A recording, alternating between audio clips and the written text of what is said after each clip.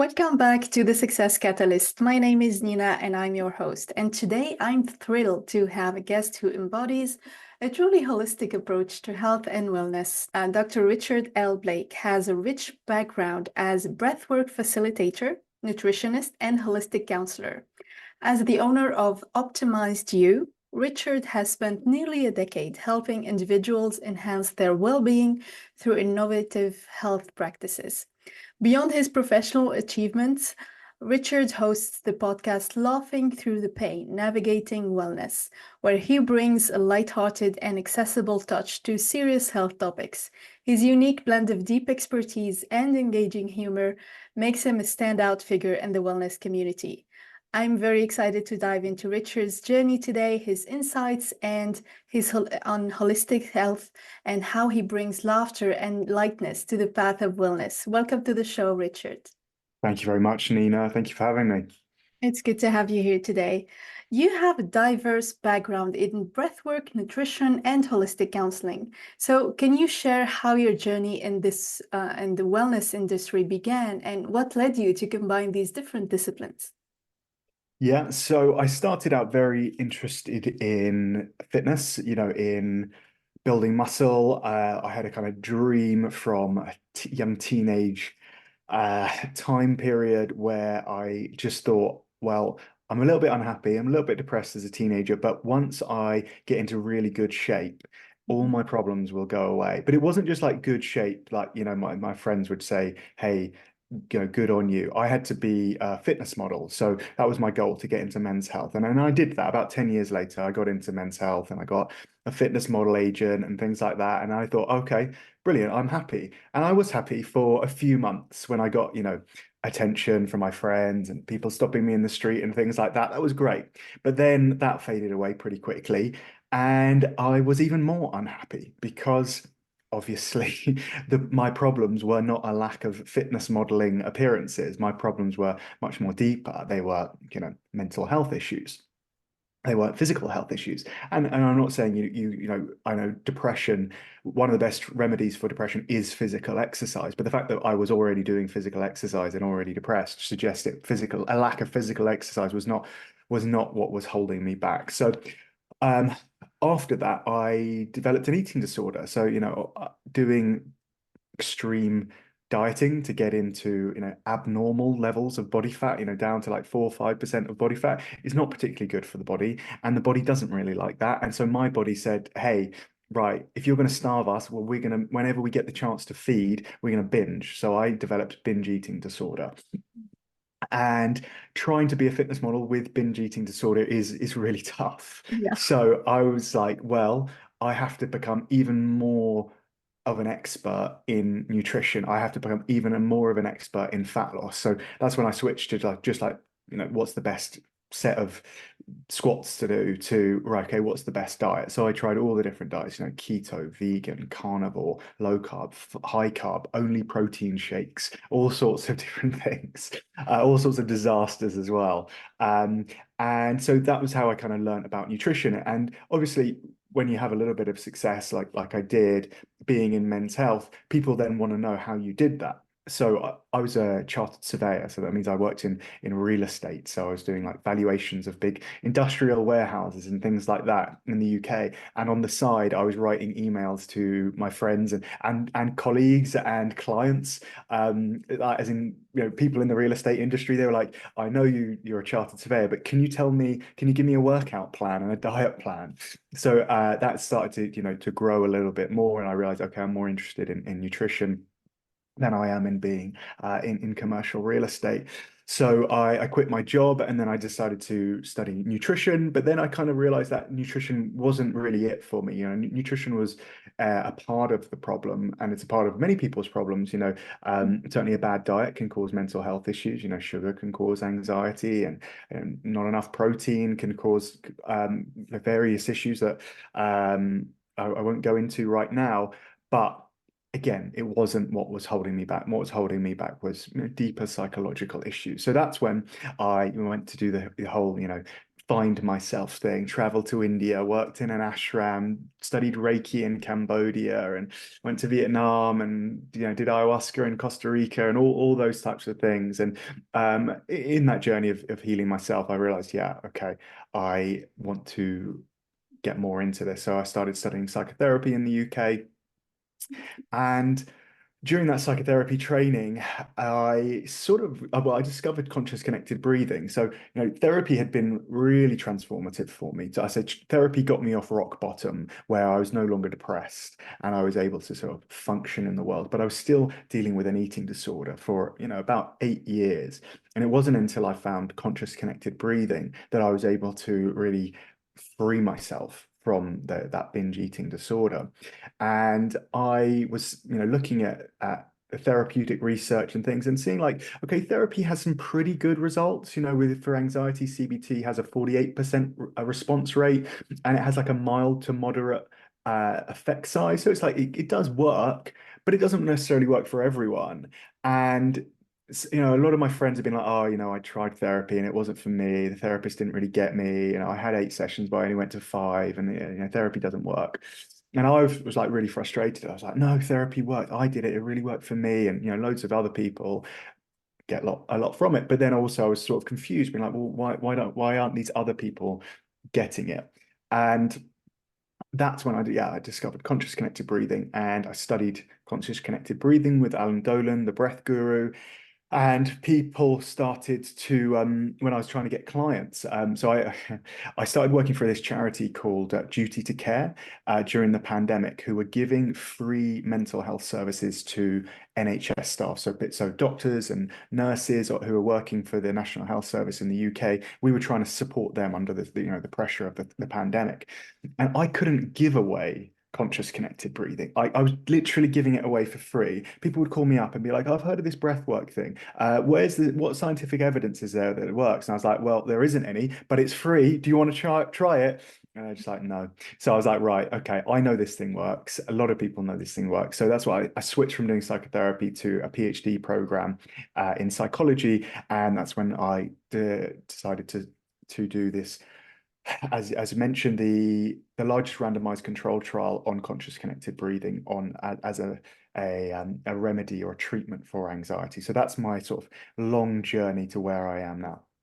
Wow, that's such an amazing journey. I really admire your thoroughness into like searching every time, like what's the problem? No, it's not it. Let's look somewhere else until you find. I think like the answer is like it's a holistic approach that's the most effective, because something could work along with something else, but not alone.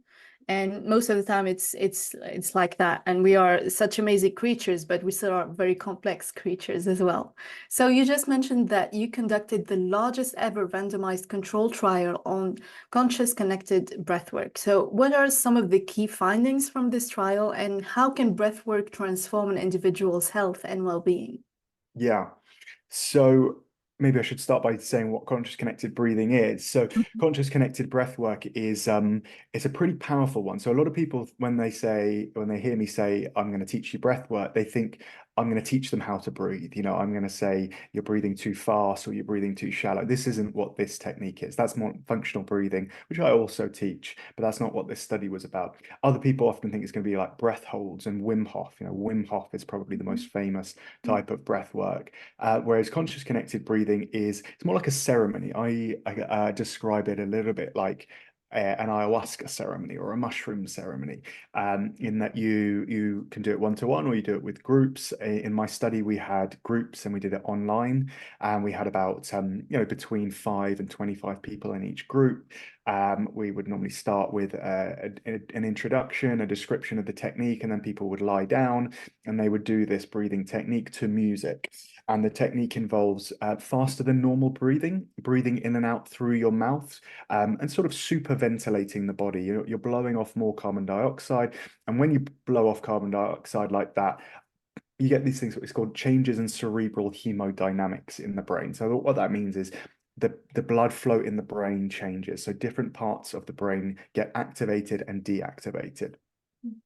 And they found that they put people in an fMRI, and had them do this conscious connected breathing, and they found similar changes in people doing this type of breath work to people who've taken a similar a moderate dose of psilocybin mushrooms. So it's very similar to psychedelics in the way it actually changes the brain in terms of blood flow. And then they also did another quantitative EEG, and they found that brain waves change and become very much like someone who's taken a moderate dose of psychedelic like ayahuasca or psilocybin. So during these ceremonies, people have mystical experiences. They have transpersonal phenomena, as some people call them. So things like in my study, someone said they met their deceased sister, and they gave them a message. And someone said, no, I just felt at one with the universe. And someone said, I met my spirit guides, and they told me, and they gave me some advice. And yeah, they felt very impacted by that. Another mechanism of action of this conscious connected breathwork is emotional release. So one of the arguably the leading cause of anxiety is avoidance behavior. So we would call them maladaptive emotion regulation strategies. So suppressing emotions or avoiding emotions. There's some people who say that's what's causing most people's anxiety. And when you are, awake and normal and talking in therapy, your prefrontal cortex is very active. That's the part of the brain at the front. That's the one that is the last to evolve. And when you're in talk therapy, one of the jobs of the prefrontal cortex is to protect us from pain. That's physiological pain and emotional pain. So let's say you're someone who's struggled with talk therapy, or one of my friends who struggled with talk therapy, and I'm their therapist, and I say to them, "Hey, tell me about that really traumatic event that happened when you were 15 years old." And they can just be like, yeah, it was fine, I was over it now, it was bad at the time, but I've moved on. Like they're not engaging with that memory. They're not able to change that trauma from a painful memory. Maybe some people say trauma gets stuck as procedural memories, and we need to transform them into episodic memories. What happens with the breath work, with that carbon dioxide exchange and the changes in blood flow, is the prefrontal cortex gets less blood, it gets less activity. So that protective part of us gets switched off. And then those emotional parts can come to the surface. So people have these big emotional releases, big crying, maybe big bouts of anger, and these sort of cathartic events in a safe space that ultimately lead to better outcomes. So there's many more mechanisms of action of CCB, like increased BDNF, brain-derived neurotropic factors. That's like brain rocket fuel, so people can work out what their problems are, and then let's say that they don't realize that the cause of their anxiety is they've got a really bad relationship with their boss. They then work that out, and they'll be like, oh yeah, I need to change my job, or I need to switch managers, or things like that. So that's kind of how it works. And does it work? That was really the question of this randomized control trial. And so the way we did that was we used the Zoom self-rating anxiety scale. So that is a questionnaire that measures people's levels of anxiety. And we had people take that questionnaire at the start of the program. And it was randomized, so we had a control group who just did treatment as usual. So they were just told the experiment was full, and they'd go into a second cohort 6 weeks later. And then the first cohort did 6 weekly sessions of conscious connected breathing with me and an assistant facilitator online. So it was, 90 minutes of these breathwork sessions once per week, and then we measured their anxiety after those 6 weeks of the 6 week program. And we found in the control group, on this 80-point scale, the Zoom self-rating anxiety scale, the control group, their anxiety came down by like 1.82, which is nothing effectively. Whereas the breathwork group came down 10.82. So that is a clinical diagnosis for anxiety is 35 and above on this scale. So we would have people going from 45, which is moderate anxiety, down to normal levels of anxiety on average. And so that would be a large effect size. So yeah, we can really say we have evidence to suggest that conscious connected breathing is an effective remedy for anxiety. Wow, that's so amazing. I mean, I've always believed that the brain is so powerful. There's a lot still to learn from it, but what you're doing is amazing, proving once more that we have all the switches that we need inside our brain, and we just need to like find the right switch to turn like down or off or on to really be able to achieve whatever result that we want. Like if we want to process that emotion in a different way, or actually be able to process the emotion instead of suppressing it, which after that will result in more depression or more anxiety or even a physical disease.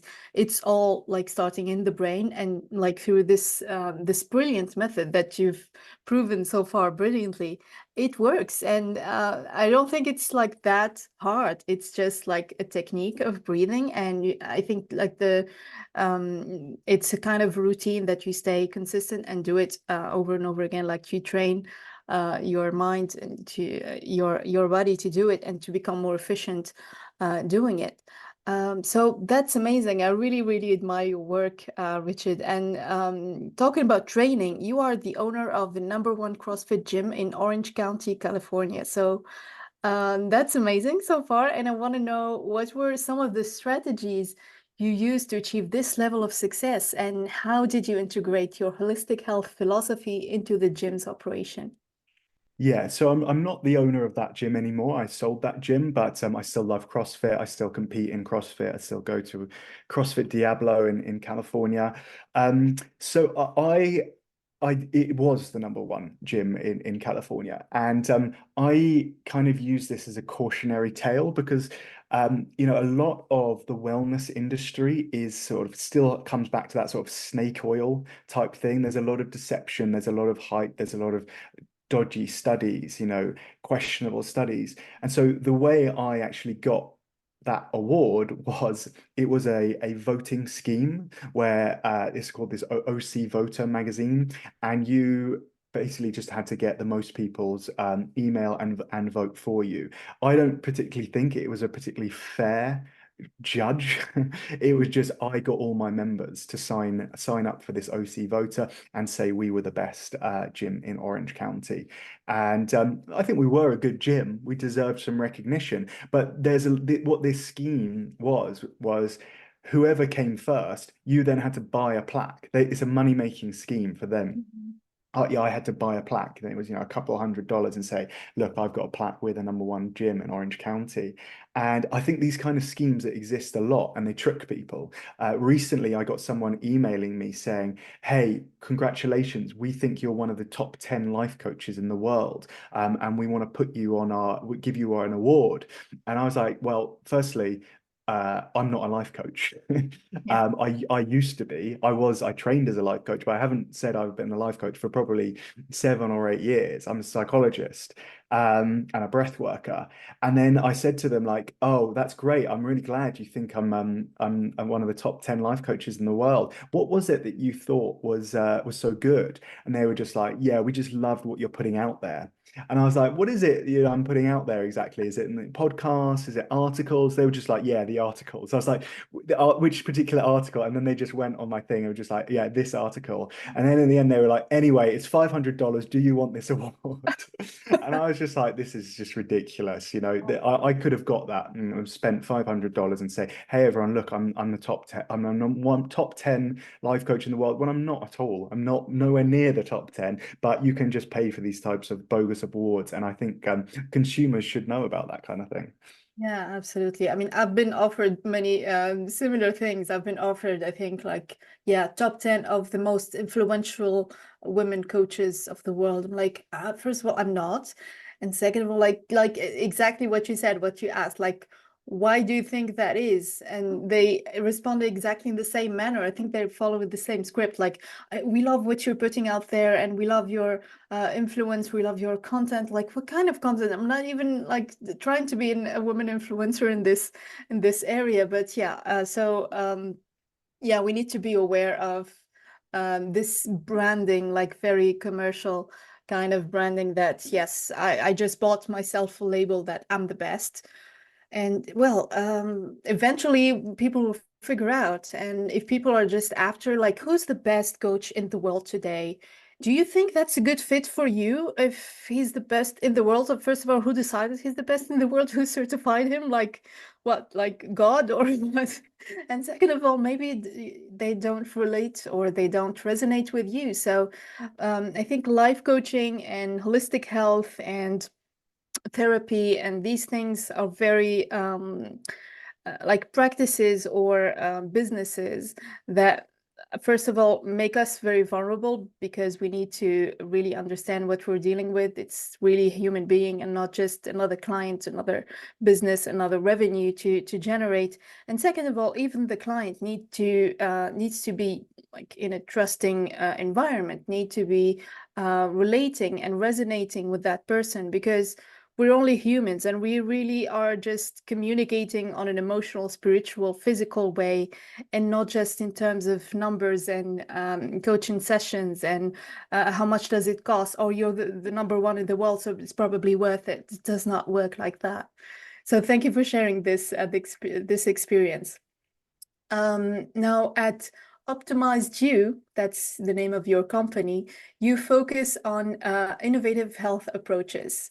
Can you discuss some of the unique methods or programs that you offer and how they differ from traditional wellness practices?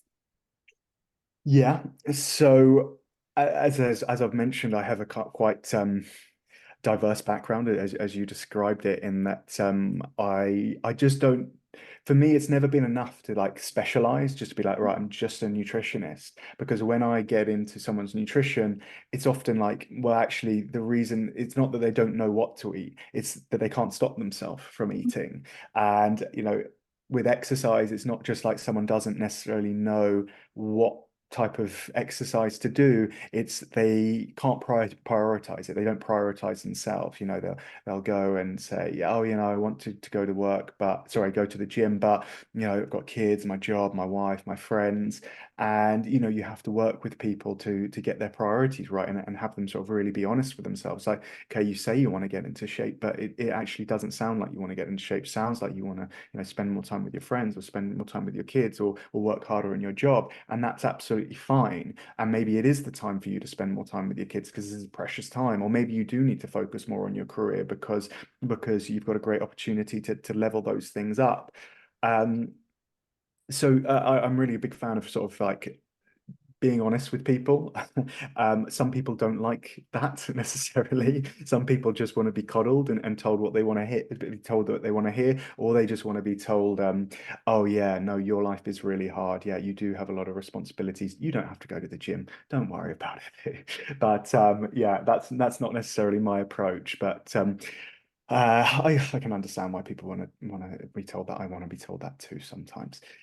So yeah, I mean, generally I work with people just on breath work. So I work with people to deal with their emotional stuff. It's great that I can say to people, what are you eating, and how might that be affecting your depression, your anxiety, your mental illness, and just having that sort of information helps to inform my decisions. I'd say I'm much more of an expert in psychology, because I have a PhD in psychology, and I have like an undergraduate certificate in nutrition. So my level of knowledge is a lot greater in psychology. But yeah, I guess also, I'm also involved with trying to regulate the breathwork industry. And one thing I don't love about breathwork and a life coaching sphere is how some people try to like con customers and make them like buy more than they're ready for, and really like pressure them into doing things. So when people work with me, I don't really sell packages. I just say, okay, it's one session. This is the price. There's no discount. Work with me for as long as you like, and when you're ready to stop, you can stop.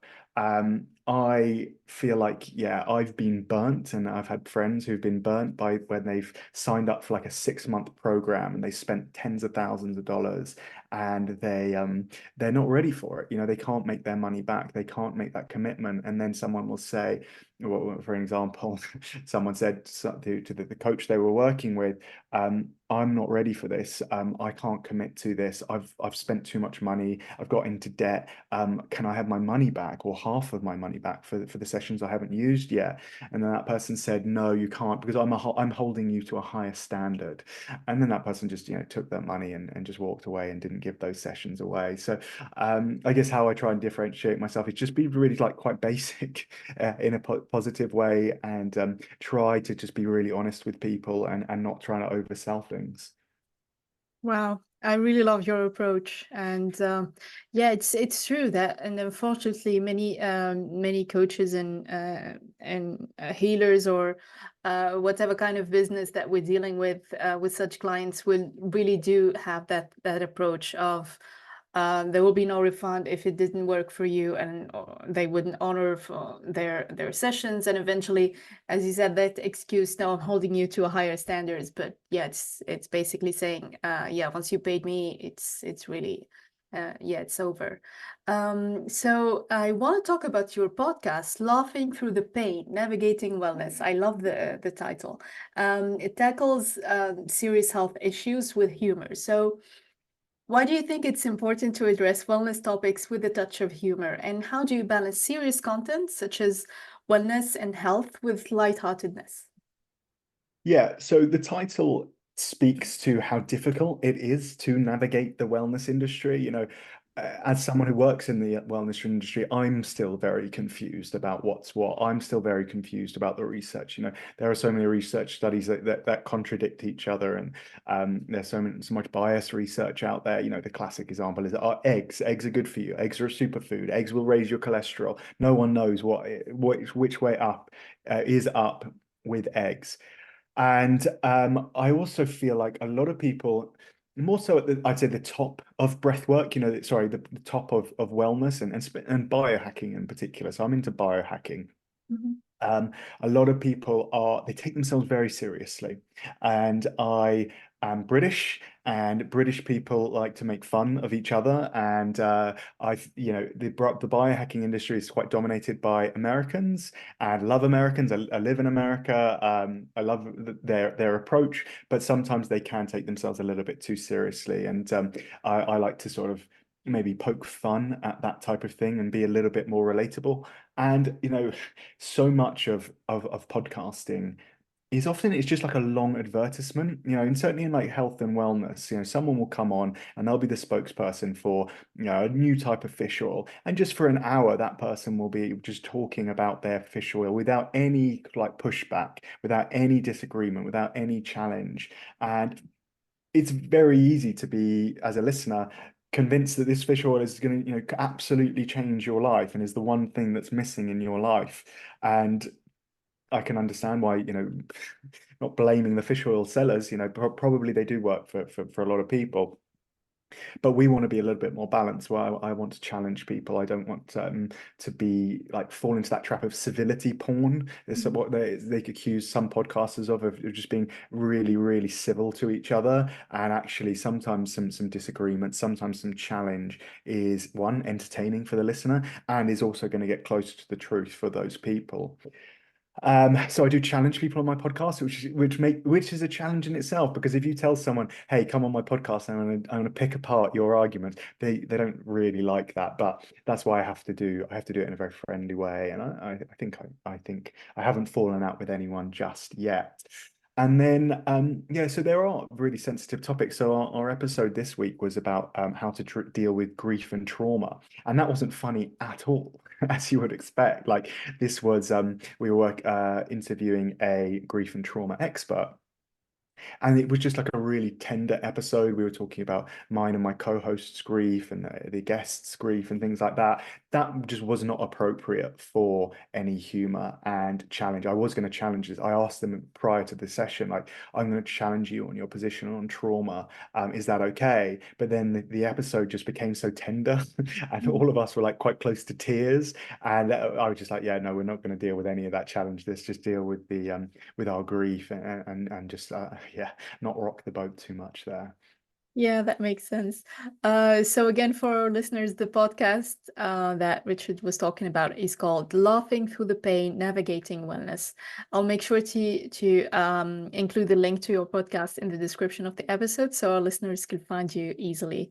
Now, looking ahead, Richard, what trends or developments in the wellness industry do you think are coming, and how do you plan to incorporate them into your work at Optimised U? Hmm. Yeah, this is a tough one. You had me thinking about this. So I was on another podcast recently. It was sort of like a biohacking news podcast, and they asked me the same question. And I was recently at the Biohackers Conference in Dallas, Texas. And one of the things I noticed there is sort of the stacking of modalities. So putting things together. So they had this very interesting thing called the amortal chamber. Sounds a bit like immortal. You know, a lot of biohacking is about longevity and living to 180 years old.